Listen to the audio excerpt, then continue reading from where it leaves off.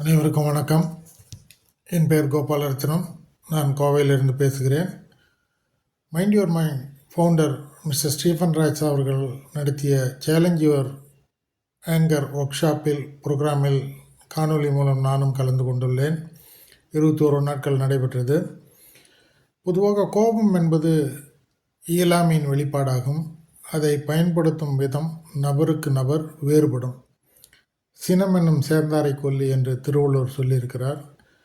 பலரின் வீழ்ச்சிக்கு கோபமே காரணமாக அமைந்துள்ளதை நம் வாழ்நாளில் கண்டிருக்கிறோம். கோபத்தை கையாள தெரிந்தால் வாழ்வில் அமைதியும் மேன்மையும் கிடைக்கும் என்பது நிச்சயம்.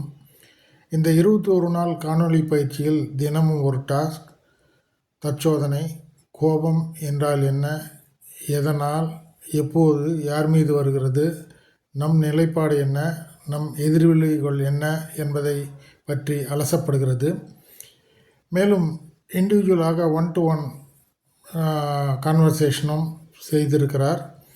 எனவே கோபம் ஒரு பிரச்சனையாக உள்ளவர்கள் இது போன்ற பயிற்சி பட்டறையில் கலந்து கொண்டு செல்ஃப் அனாலிசிஸ் செய்து பயனடையுமாறு கேட்டுக்கொள்கிறேன். நன்றி, வணக்கம்.